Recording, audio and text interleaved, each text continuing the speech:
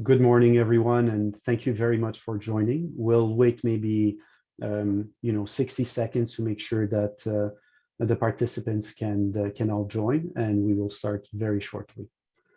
And I can tell you while we are waiting that I'm personally very grateful and honored to have all these wonderful members on the panel today. I'm really looking forward to the discussion. And please also feel free if you have questions. There will be a question session, as you know, at the end. And I'm sure that you'll have some very interesting questions for the panel. So don't hesitate to do that. I believe that the way to do this is through the chat function. So we will be taking care of that, making sure that there is time at the end for your important questions.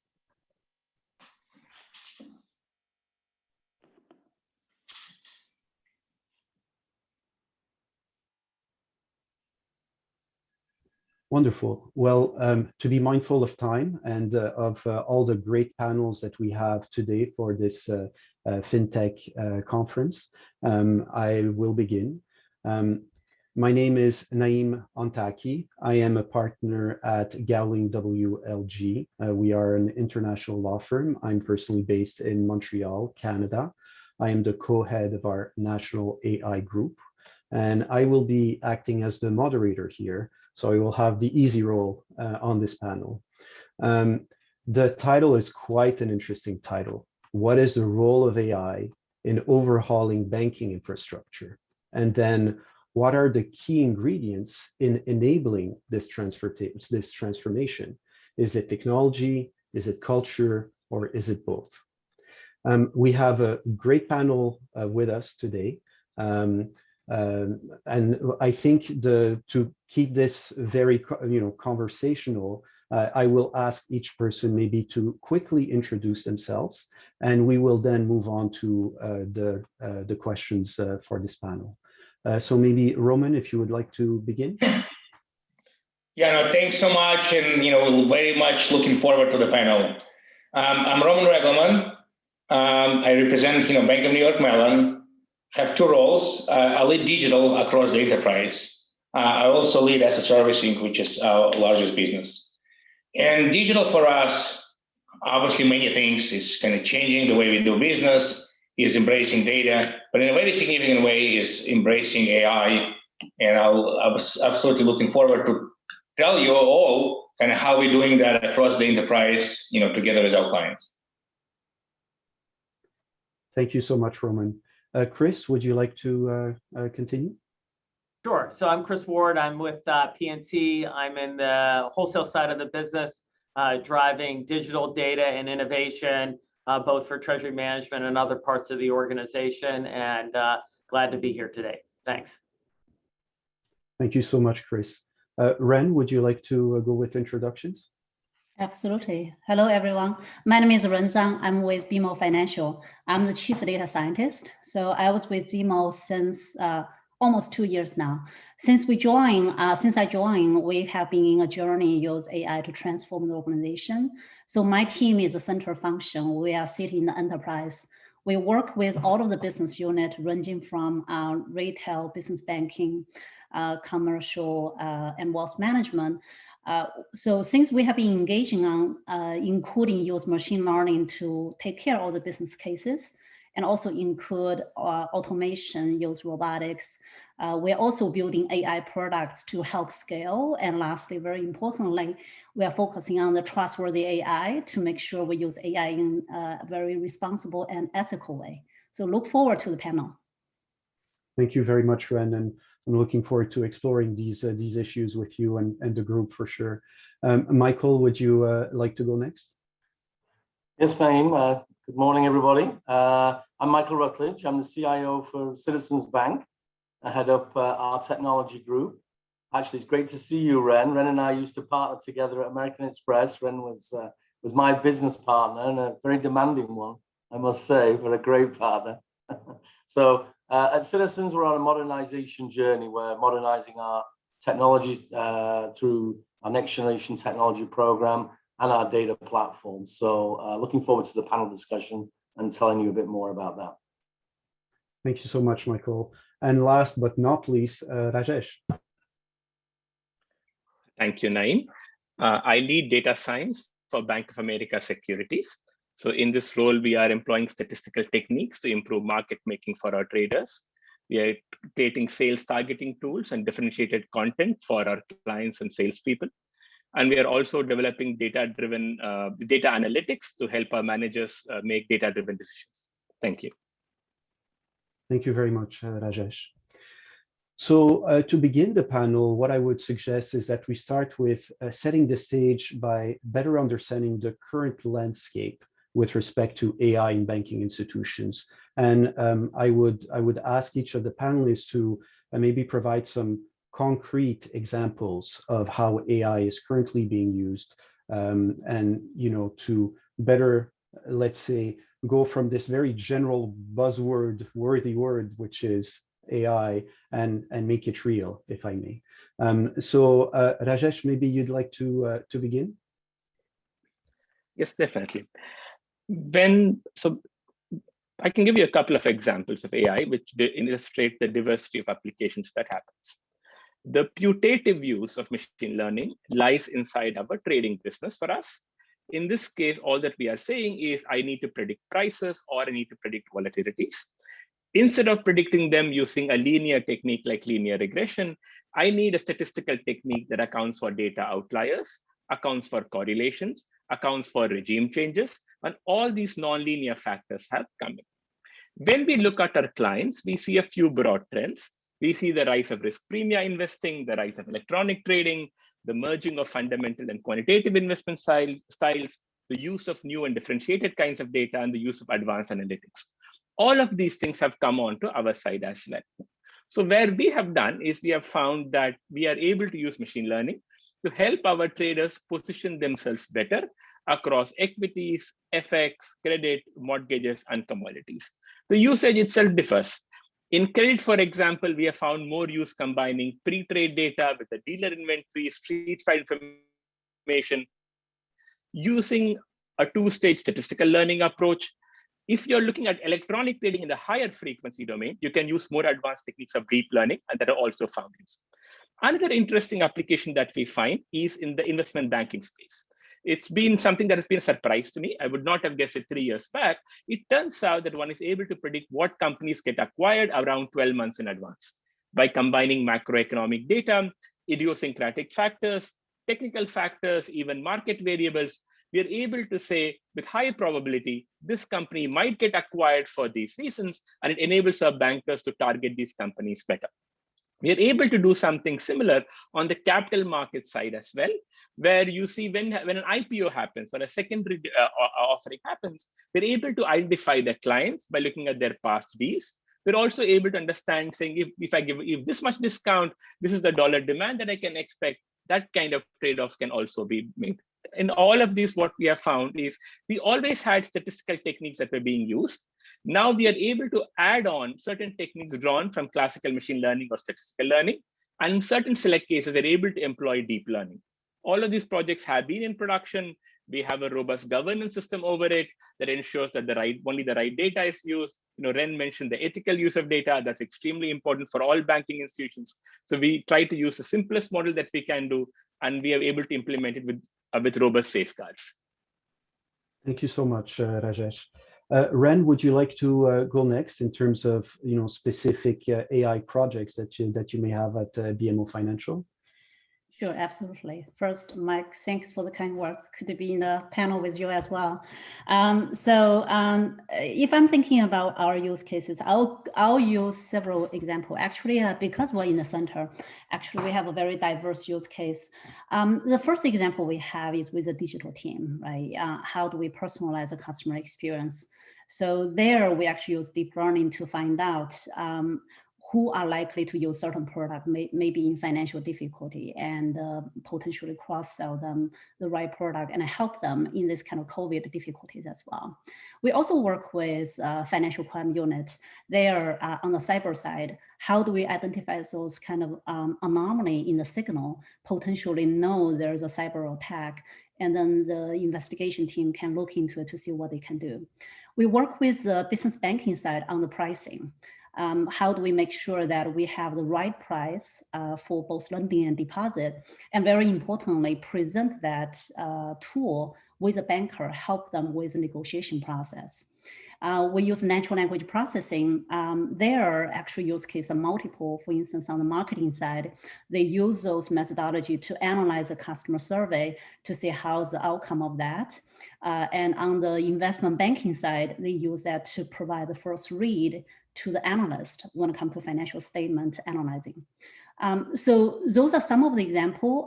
I would say that it depends on the organization. BMO is a big company. So some organization is more mature than the use case we're talking about. For instance, we even have deep learning in production live, right? That's with the digital side. And some other organization, they probably would want to be, have more human in the loop and doing the POC, understand the outcome before it goes to production. So maturity vary, but I think from our team-wise, we're ready to deploy any type of use case as needed with the right methodology. Wonderful, thank you so much, Ren. Roman, would you like to go next, maybe with specific AI projects? Yeah, absolutely. So we are a 237 years old company, and obviously we support very significant part of world's market infrastructure, capital market infrastructure. We work with a lot of institutions across the whole world, including all the institutions represented in this conference. So for us, innovation is sort of integral to what we do, even though we are that old. And AI is a very big part of that. As a head of digital, I established a core competency for digital, and AI is absolutely one of them. What's important for us, because our clients are large institutions, right? And client service of our business is extremely important. It's really AI going together, what I call HI, kind of human intelligence. Many of our things, so think of onboarding of a large institution, one of the ones represented in this panel. I mean, it's a very complex process. And the elements of that are, very easily lend themselves to kind of using AI. Versus there are parts of that that are not, and we really want to make sure that kind of our employees really focus on these kind of value add client service type activities. And when AI kind of pre-populate kind of what we can. Or think about we get millions of inquiries from our clients a year, literally millions. And quite often this is inquiries on inquiries. Quite often this is just a simple question, but at the same time often it's something very complicated and cannot be answered right away. So we are deploying an AI to parse these emails to decide what actually is a brand new inquiry and needs to go to human, what's a brand new inquiry and actually can be answered simply, and quite often what's an inquiry on an inquiry, right? You sent me something yesterday, then you're following up today, is that a distinctly different inquiry? So AI can be used in kind of for us for things like that. At the same time, we're using AI to do forecasting. One of the applications that we got an award for is we're predicting trade fairs. As everyone understands, some percent of trades fail, and it often happens that that have failed. So what do we do? But we're actually deploying AI to predict what trades are likely to fail, and these trades will kind of get kind of more of a kind of human interaction or potentially extra attention care. Great. Thank you very much, Roman. Chris, would you like to go next? Sure, thanks. When I think about AI, I think there's a lot of different flavors of AI. So it goes all the way from just robotics all the way to the cognitive side.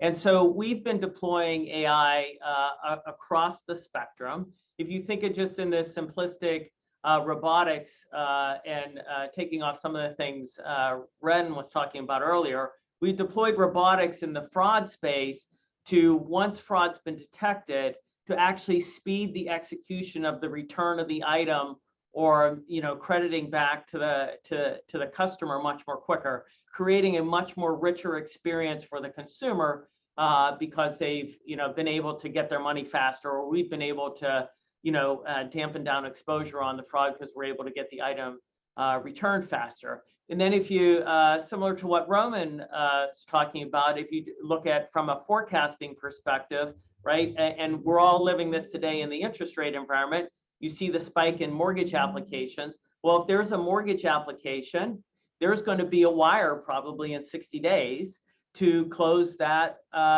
mortgage transaction, or a set of wires, right? So if you're the typical wire product manager, you're not able to sift through all the economic data that's going to drive underlying volumes in your business with accuracy. You can use that type of information. And then all the way at the other end of the spectrum is an initiative around that we call Sherlock, which is really going through and understanding how the customer is consuming our products and recommending, not the, just the simple, hey, customer A bought this, so customer B should buy this as well. But what are great ideas that the the relationship managers, our sales officers, and treasury management can go out and talk very proactively with customers on recommended solutions for that customer. So really a wide spectrum of deployment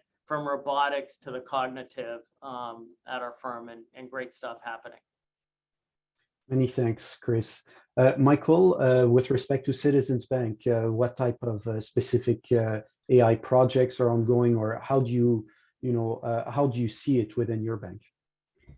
Yeah, I think similar to some of the examples that Chris and Ren shared, we're very focused on improving customer experience. So, we've partnered with different fintechs to really make sure we're really personalizing offers, really making sure we're teeing up the right cross-sell opportunities. And AI really offers some great opportunities there. We're also trying to improve the customer experience, making it more frictionless for people to do business with us. So similar to Ren's example, using natural language, using automated reading to basically, automate some of the paper processes that we have today and make it more easier for our customers to do business with us, say in our acquisitions process as an example. But to give a different example, looking inside technology group, we're also using AI to prevent outages. So we're looking at our logs, we're getting information about, what type of incidents or what type of problems might lead to an outage, and we're being able to predict outages and prevent them before they've actually happened. So that's another slightly different use case from some of the ones we've talked about so far. Very interesting. Thank you so much, Michael. And so, based on what I'm hearing, definitely, while it is a cutting edge technology, AI is being used, it is in deployment. It is not just limited to specific aspects of, specific business units of a bank or specific use cases, but it really is being used throughout. And so I think this is why we can talk about the role of AI in a real overhaul of banking infrastructure. Now, how do we make that work, right? And the great experience on this panel, I think, will be wonderful to to hear more on this, whether it's on technology or culture. And so for my next question, I will begin maybe with Roman, if it's okay. Obviously, you talked about the concept of the digital transformation and the journey that this entails. And if you could speak a bit about that, and it also in particular about how to, get the buy-in, if I will, from the board of directors that has to deal with, there's a corporate governance issues that are quite important, and dealing with the executive team, because this is not just a project, in a basement somewhere. It needs to involve a lot of different people with a lot of different skill sets. And Naim, I'll start with your last sentence. I think it's critical. digital and AI, of course, is not a project in a basement. It's not a program. It's not, in my belief, that you can fund on a standalone basis. That's why I lead, our largest business, and I lead digital, because the business is increasingly digital, and digital is the business. I think the days when somebody put digital, to your point, in the basement or in some nice loft, or just say that we have innovation center in Silicon Valley, great things happen there. But back in most of our banks on the East Coast, back on the East, things stay the same way. But then I think these days are gone. I mean, I used to describe this. Drones are flying, press releases are flying, and nothing is happening. And that is absolutely not, the approach that we're pursuing. We're really embedding digital across the whole company. The way we think of that, it's in 3 horizons. There is a horizon 1, which is basically, and AI critically plays a role in all of them. So horizon 1 is digitization of what we do. So this is, getting rid of paper, getting rid of manual processes, reconciliations, unnecessary handoffs, and obviously there is a lot of AI kind of happening in all of that. The horizon 2 is rethinking the way we work with clients end to end. I mean, often financial institutions, sell products. We have this product, we have that product. Whether you're on institutional side or on the retail side, like some of my colleagues, at the end of the day, we all have products. But clients want outcomes. And really rethink an end-to-end client journey. That's our horizon 2. And the horizon 3 are creating new businesses. I mean, we're 237 years old. We've been creating businesses for, duration of our history.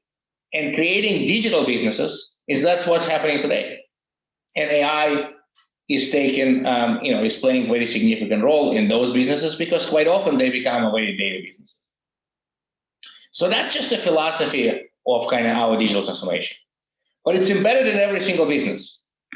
We, and I really feel it as a feature, do not have like a dedicated, digital fund, because I really believe that the entirety of the spend of the company needs to become digital. Each business unit needs to think about their strategy, their product strategy, their client strategy as a digital strategy. I was a consultant at some point, and people would come and say, can you help us think about the internet strategy? That was 20 years ago. I mean, right now it would be completely laughable to tell somebody what's your internet strategy.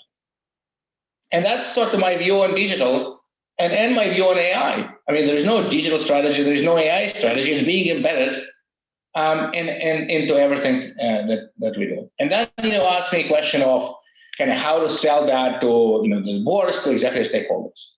I think that's the way you do it. If you say, what's ROI on AI project? Yeah, I mean, some AI projects have great ROI, of course. And we have many of those, and I'm sure my colleagues here have them as well. But it's just a fundamentally different way to conduct business, right? Ability to connect data from multiple sources, our data, the vendor's data, client's data, third-party data, unstructured data, and can do this thing in AI.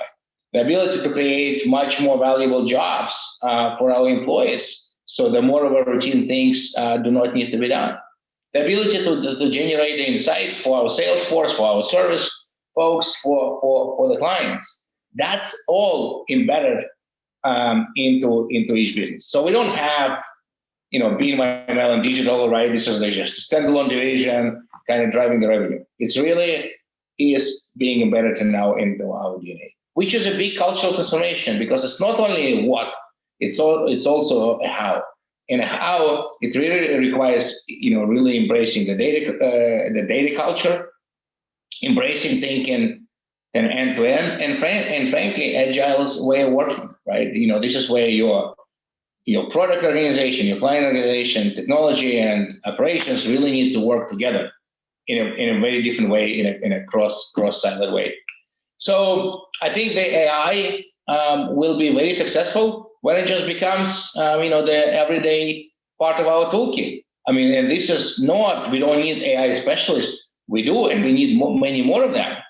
But, they're not some way are separate, they're really fundamentally embedded in every part of the company. They're part of technology, they're part of the business, they're part of the client-facing teams. Thank you so much, Roman. And maybe as a quick follow-up question to you, but also to the rest of the group on this, if you could take us back to maybe the beginning of an AI project, right? And you walk into the boardroom, or you're with your senior executive team, and you have to present this AI project to them. What would be the types of questions or challenges that you would hear about from a general corporate governance standpoint, and having a bank change its ways in such a fundamental way? I'll give two quick answers, and then obviously look for the other colleagues. First of all, and that's maybe controversial, I would not present it as an AI project. I would present it as an outcome project. We can, as an example, deliver improved client experience kind of through using this product, and this product has AI embedded to that. And I would really talk about that. So it's the ROI is on the project. It's not ROI on AI. AI is integral to the project. So that's point number one. The point number two, and obviously a couple of colleagues already mentioned that kind of the whole ethics around AI is critical. We really need to make sure that's taken care of. So that's why I actually embraced diversity as the differentiation in AI. The head of AI for us, it's African Americans, that he understands these issues in a very kind of first-hand way. So when we talk about AI being impartial, of course AI is impartial and data is impartial. The human are not. At the end of the day, it takes humans to influence machines, whether we call it program or we call it by any other ways. So really embedding the culture, right, of diversity, the culture of inclusion into the way we do AI is very critical. So basically the summary of this thing, make sure there is a right foundation of AI, technological, ethics, and otherwise, and then present the projects as the business projects with outcomes. Thank you so much, Roman.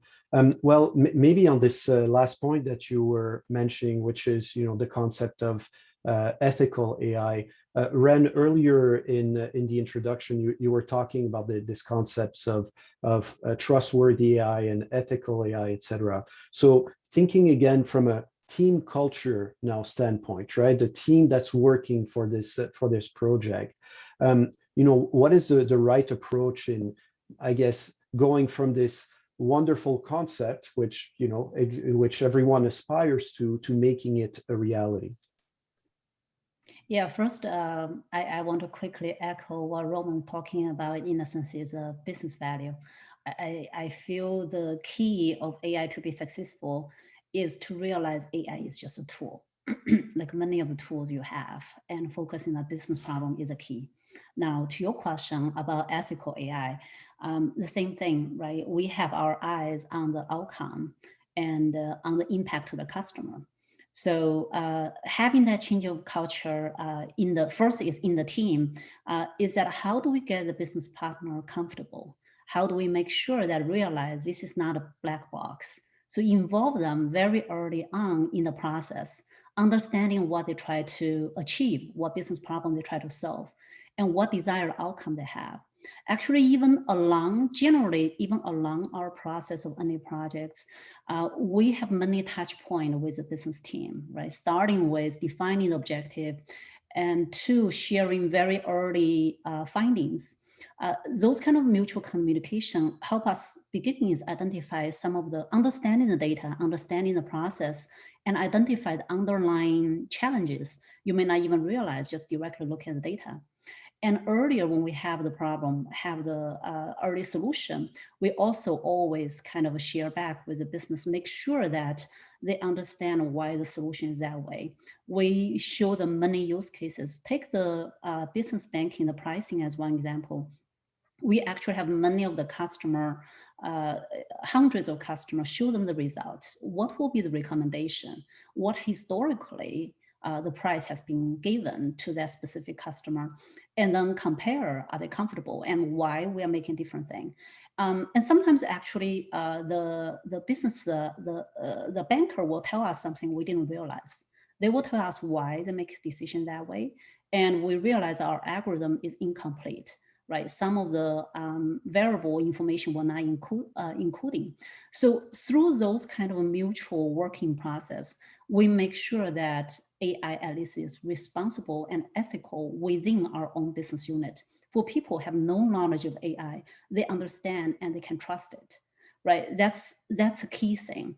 Beyond that, of course, there's many other systematic things we will make sure our decision is unbiased as possible, right? On many dimensions when it comes to the customer segments or their credit risk profile, so on and so forth, you name it.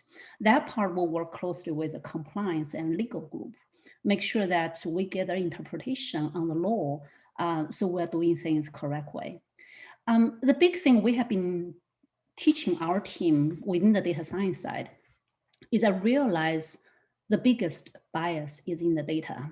Being data scientists, lots of time people trust data too much, right? They're focusing on the algorithm and their technique, and they are really proud of some of the results coming out and completely forgot about the data itself is come from history, and there's a bias built into it.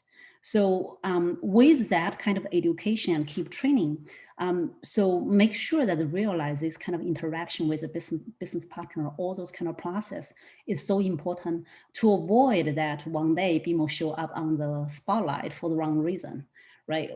In the past couple of years, we've heard so many incidents that people feel AI is making a biased decision. But the truth is not the algorithm is making the wrong decision, it's people and is historical data that bias it. So realizing that and having the process in place is how we make sure that our product in the end is trustworthy. And I want to also mention, this is also important to make sure that we can scale AI. Without this kind of internal trust from your business partner, there's no way you will be able to implement that and get the tangible business outcome, no matter how good that methodology is and how great your algorithm looks. So I think that's a mindset change, a culture change. It takes time, but it's absolutely critical. Thank you so much, Ren. Those are such important issues, and these concepts, without going into details of trustworthiness and making sure there is no bias, etc., are concepts that find themselves into regulations. And so this process is quite an important one. The question is, in practice, how do you make that work? And it's great to see. Thank you for these insights on how you do it internally at BMO. So I very much appreciate this. Maybe some of the other aspects that you touched upon, Ren, was the fact about what you were talking about scaling AI, right? And how to scale AI. And more generally, my view is that technology is an amplifier. If you do something well, it's going to be amazing. If you make a mistake, it's going to be also quite, bad, right? And so, Rajesh, you were speaking a bit earlier during our panel about the concept of high frequency trading and investment banking, etc. So at Bank of America, I would be grateful to hear a bit more about that, and also on how to make sure that, understanding that you're also an adjunct professor at NYU, this relationship between research academia, or perhaps even vendors, right? Or fintech companies. How do you how do you all work together in order to make this all work, right? Yes, Naim. So thank you for your question. And I'll address it in general, not just about Bank of America. I'll address the general aspect of quantitative trading and investing. When we think of AI, I think of it as coming as clients getting more data smart, or we getting more analytics smart. and I can explain this. When you think of data smart, what I mean is instead of waiting for an earning statements, you're looking at alternative big unstructured data, triangulating them, using some insight and predicting it ahead, right? In the end, data can either give you quicker insight or it can give you differentiated insight. And that is what is happening with new data. For example, what you could do is, exactly a nice historical anecdote. In 1950, Sam Walton, the founder of Walmart, actually sat in a helicopter, went above parking lots and counted the number of cars.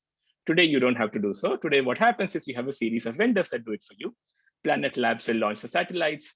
Orbital Insight will hire PhDs to do their CNN and analyze images. A company called RS Metrics will count the number of cars. And they will say, if you give them a name of a company like Target, they will look at every parking lot of Target. They will analyze the satellite images, count the number of cars, and give you the year-on-year trend. Right? So that is an interesting use of AI.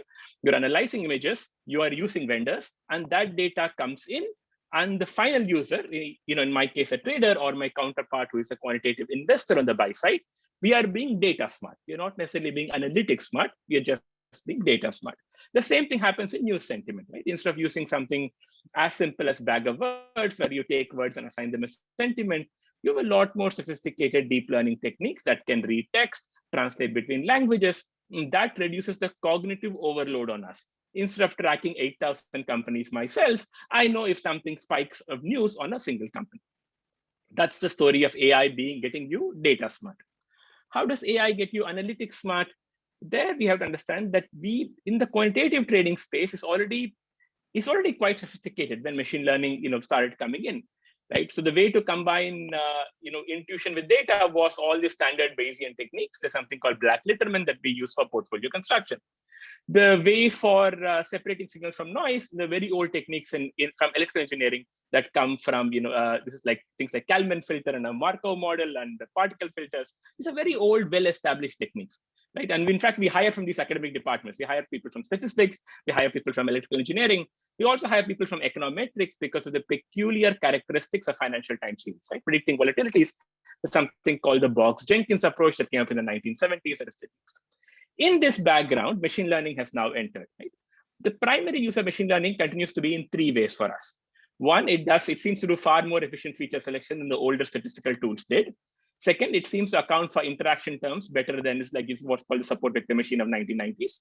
The three, what my quants used to do if-else statements. So if you think of an MBA curriculum, we teach students about decision trees. A decision tree is fit on different subset of data, calibrated to different macroeconomic regimes, can be done by something called a random forest. Again, nothing new. The paper is by Bremen in 1992. So all of these techniques have become exceptionally prominent. Where are they used? They are used primarily. So if you look at quantitative investing, people make what's called long short strategies, dollar neutral. They have to select the right stocks to buy. They have to select the buy sectors. They have to do portfolio construction. They do something called income generation, hedging. Each of these activities in quantitative investing, we have found that we are able to use machine learning to augment the old quantitative techniques that we used to do. Right? Now, the second part of the question is, how is the collaboration between academia and industry? It's less than what you would hope for. You mentioned that I teach at NYU. Three of my colleagues also teach with me. Two at NYU, one at Cornell. So we are situated in academia. But the peculiarity of quantitative investing is that it historically has been a quiet space where people do not talk about alpha generating algorithms in public. Right? So it's just the history of that space. I do think academia has been slightly diversed from corporate in this particular aspect. The academia in finance concentrates on what's called asset pricing literature, and they look at behavioral finance. This is your work from Kahneman and Tversky starting in 1970s. There's a zoo of factors that came out in 2014. It's a very old vendor literature. Their focus is slightly different, right? They are still using quasi-linear approaches. If I look at the field of AI itself, as it comes from computer science, their focus is on making the best new algo that beats their state of art. It could be in images, text, graph, reinforcement learning, or AutoML. That's where the latest, if you look at, if you're a conference like ICML or NeurIPS, that there is a gap between it, right? My focus in Bank of America or my client's focus is not necessarily on getting the best algorithm, but in preventing overfitting. Having said it, there does exist collaboration. We do work closely with professors, especially because the fact that I mentioned that data science involves, we draw people from finance backgrounds, from technology backgrounds, from statistics, econometrics, electrical engineering, and computer science. So we do collaborate a lot. I can't get a unicorn who has a PhD in 6 or 7 disciplines. So necessarily we go and hire people, put them in a team, and we use them for our data science purpose. Thank you so much, Rajesh. And it's quite interesting to see, obviously, what cutting edge work that may be done. How this collaboration can continue. For the next question, what I would like to do, if it's okay, is maybe turn to Chris.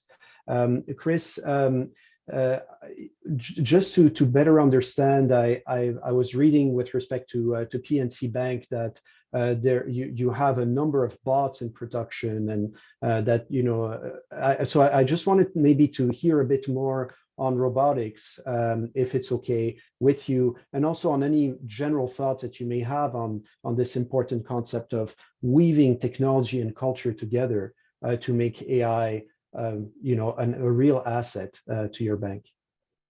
Yeah, if I could just play off of some of the comments that Roman and Ren had made earlier. If we were deploying technology for the sake of technology without driving with a business strategy to use the technology, one of our first AI projects, which were very technology oriented, failed because we didn't have a good focus on what the business outcomes needed to be. So fast forward to when we think about how we're deploying robotics today, they're all very client oriented robotic solutions. So it could be a case comes in, and instead of having an operator open up a case, the robot can open up the case, and the folks who have to do the complex research on that case can kick right into doing the research, speeding, getting an answer back to the customer, or having the robot figure out the answer to the question and getting the answer back because it's not a complex case. That's a great example where you take something that might have taken hours or days and skinning it down. And people don't think about the add-on effect of speeding that up, because how many times do you get a duplicate case inquiry because you didn't answer the question quickly the first time? So you now have double the work in your queue, and you've taken it away. Or client onboarding is another great example where you gather a bunch of data, and it takes an operator 30 minutes to set something up, and it takes the robot 20 seconds to set something up. You speed revenue, you speed the client experience because items can be set up much more faster. So we have a plethora of robotics that we've deployed today, and they're all basically client-facing oriented type items, so that we can improve the client experience and how the client is experiencing PNC.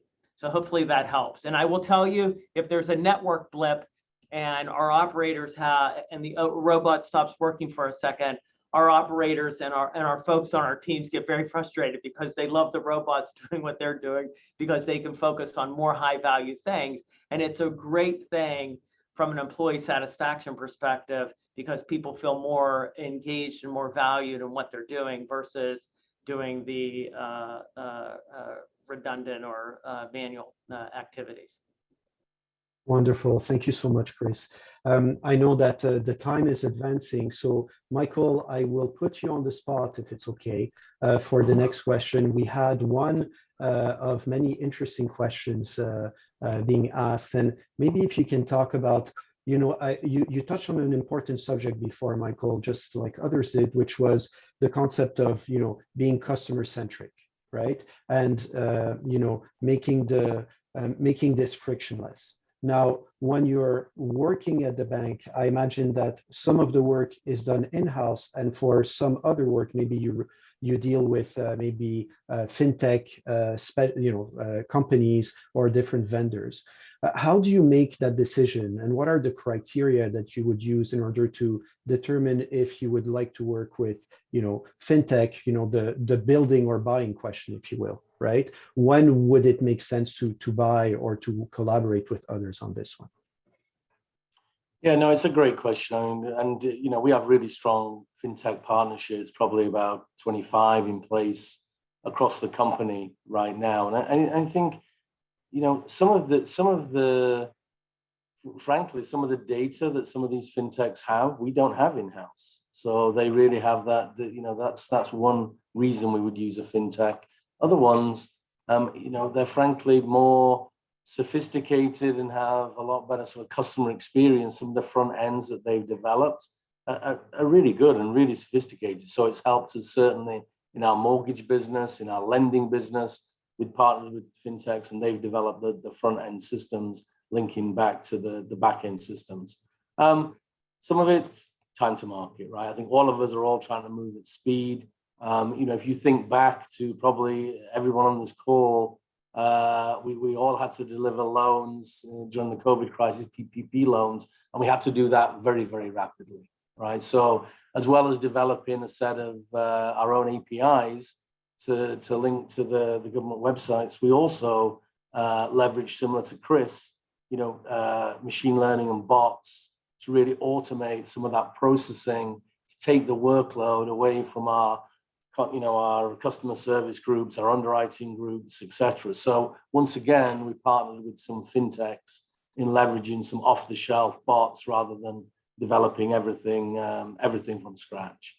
So, you know, there's a now, you know, having said that, there's also times where I think to be differentiated in the marketplace, you want to build in-house. And we've been moving to do, I'd say, the last couple of years.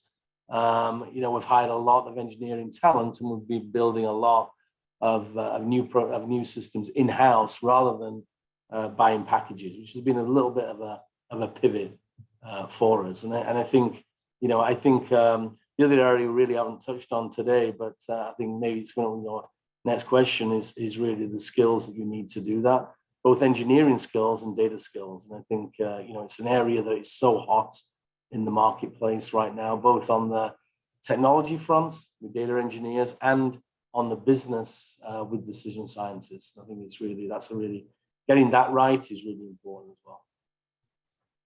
Thank you very much, Michael. And it's quite interesting, you know, between the many APIs that you've been working on and working with vendors, but at the same time, that focus, which is also very important on, you know, employees and upskilling, right, to make sure that in-house all of this works out well.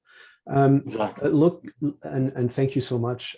Looking at another question that we have from the audience, what I would like you, maybe each of you can take just a minute to answer this. This is a crystal ball question, if I can put it this way.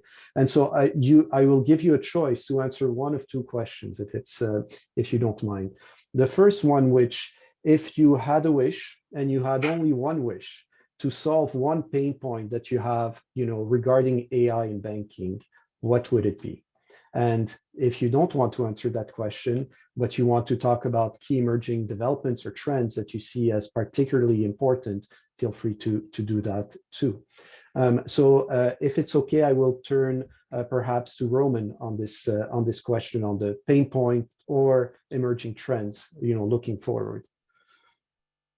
Yeah, my emerging trend would be the world embraces that trust and innovation go together. It's not a dichotomy. I think it's a false choice. We can absolutely be driving AI, we can absolutely be driving innovation and maintain trust, maintain stability, maintain resiliency. I hear dialogue sometimes that puts all these things at odds. They absolutely not. That's why we're embracing digital assets. To me, it's part and parcel of you know, capital markets infrastructure. It's part and parcel of you know, assets in the world. We should be evolving, and we as a financial services industry should be maintaining trust of all the stakeholders, clients, and the regulators. Thank you very much, Roman. Ren, on your end, a particular pain point that could go away just like that, what would it be? Yeah, if I can have my wish, I truly wish, in a sense, that from the business side, right, working with data science, that truly embracing the AI and willing to take measured risk and allow us to learn learn quickly, fail fast, and learn faster, right, to move forward. Be able to, but at the same time, allow us to balance the risk and innovation. I think that will be the ideal environment to allow AI to become the good tool to help business to grow and achieve whatever goal is needed. I think that is in my view, it's a culture change, right? Involve many parties and many factors. So that would be my biggest wish. Hopefully it will come true soon. I am crossing fingers. Thank you very much, Ren. Chris, what would be your biggest pain point right now? Yeah, I'm going to take a little bit of a different angle, less about pain point, more about actually creating new opportunities. If you think about where we are today, prior to COVID, I have this thing that I call the 3 I's of the economy. The economy is immediate, it's interconnected, and it's being interrupted. And I think AI is a really good set of technologies, no different than DLT technologies, et cetera, that can allow you to create new capabilities and new sources of revenue and new sources of ways of doing business that's taking friction out of transacting. So if you just think about ordering your coffee on your phone and picking it up, or your groceries or whatever, and how friction continues to come out of day-to-day transactions, I think this is a great opportunity if you're driving a business-led strategy and driving to take friction out. You will actually achieve the things that your customers want and what consumers want, whether they be businesses or consumers. They really want an immediate and interconnected experience, and you don't want your business to be left behind by being interrupted by somebody else. So that's how I would answer the question. Thank you very much, Chris. And I really like the way that you also reframe, AI as being one of many technologies, because DLT was another question that some people had on the chat, because you have to obviously, there's a lot of interaction between these different types of technologies. Rajesh, what would be your biggest pain point, or maybe, based on what you see, an interesting development that we should keep an eye on? I would say they both are connected, Naim. The challenges and what I'm looking for emerging technologies are connected. And I can give you a few examples. On the data side, I split into 3 parts. There's the question of data management, then the question of data engineering, and then you can do data science. On the question of data management, there's always the issue of access to data that needs to be very carefully governed, the MNPI and the PII stuff. There, the challenge might be alleviated by differential privacy. So that's the pain point, and that's the solution for it. As differential privacy comes up, you'll solve it. On the data engineering side, we have a very robust software development lifecycle for classical software. The analog does not exist for machine learning productionization. Rules are coming up. I anticipate that should get stabilized in a few years. Also, something as simple as cloud is quite standard outside the financial industry. Its use increasing, but it's not where I would want it to be. Inside the specific area of data science, where my team concentrates, there are a few research areas that we are very actively observing. One, a big challenge for us is in certain cases, we have big data. In certain cases, we actually have very tiny data. So the question of generating synthetic data using techniques like generative adversarial networks is of extreme importance to us. There have been some papers published in the last 3 years for something that we follow. Second is the promise of reinforcement learning is yet to be realized for us. We do have scenarios where our distributions change with time. It is now standard on the execution side. So when you give an order to a large broker, as they split it and execute it, people use reinforcement learning. Elsewhere, the use is still not there. It's still an art, not a science for us. 3, on the NLP side, which has been disrupted almost 3 times the last 10 years, there's a variety of things that can happen with NLP, right? From sentence completion to document search, to machine translation, to reading comprehension, to a chatbot. Those developments are of cardinal importance to us. The field has changed fast enough that we would want to see where it goes, if it's BERT or GPT-3. Last importance to us is in time series prediction. We do not see enough evidence of deep learning disrupting statistical learning still, even in 2021. That's something where I think is an active area of research that will make an impact for us in our business. Great. Thank you so much, Rajesh. Michael, on your side, what would you do? You have a particular pain point that Magic Wand could take away?